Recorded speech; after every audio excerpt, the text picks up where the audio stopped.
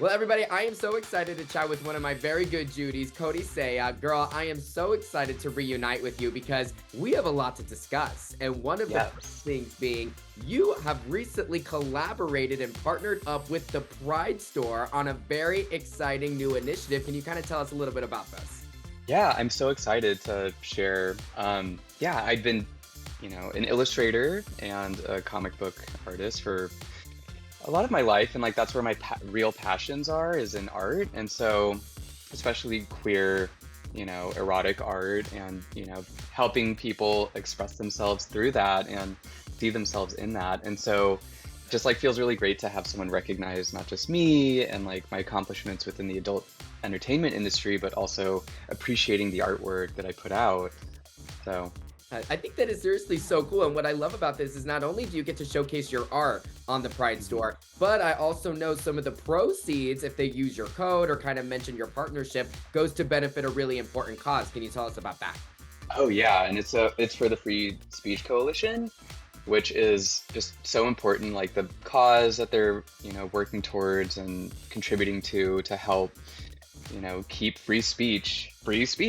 Yes. I mean, it is seriously so amazing. I mean, and Cody, let's just backtrack a little bit because you and I had met at the Gavian Awards in 2023. We reunited a little Yeah. bit this year. And I gotta tell you, girl, it feels like you have just really taken off in the adult entertainment space. Like, I am just seeing your name rise up in the industry. Like, what would you say the past couple of years have been like for you? And when did you actually start in the industry again? Yeah. Thank you so much for bringing that up. That was honestly a core memory, just like meeting you for the first time. You were so sweet, and I just like love your energy, and like you really make people feel comfortable and seen. And so shout out to you for that. But yeah, so it's been a journey for me. I started in 2020 during lockdown. I had graduated from college and was just, the world was ending. I needed to pay rent still, unfortunately. And so I was like, but you know what? I'm just gonna show hole on the internet and have fun and see what happens. And what started off as like a necessity, to like pay for the bills and pay for food, it started becoming more of an obligation and a passion for me, in that I was able to be the representation that was so desperately lacking in the industry. And so, yeah, it's just become this like beautiful journey where I'm not just doing OnlyFans, but I'm also doing a lot of studio work, and hearing from people just like, they're like, oh my God, it's so nice to see someone who looks like me in the industry, and it's helping empower me and make me feel sexy. And so, yeah, that's really just what keeps me going, and like, yeah, it keeps me humble because there's still so much work to do within that space. It's not just muscular, cis white men. And so, yeah, I believe the industry and representation belongs to everyone. I know I had a lot of trouble coming out just because there's so much internalized shame and guilt, not just being from an AAPI family. Like my mom, literally fresh off the boat from Hong Kong, and so she was very much stuck in her culture. And so when I came out to her, that was a really challenging time.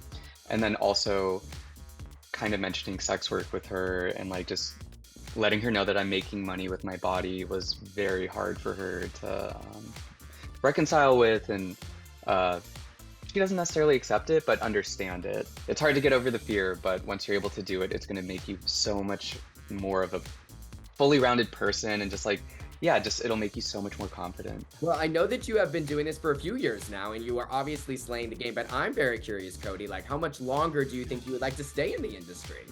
Ooh, that is the hot question. I want to stay in as long as I can, just because it isn't the most sustainable in terms of like mental health, and just like, the body gets tired and needs its rest, and it is a very demanding career.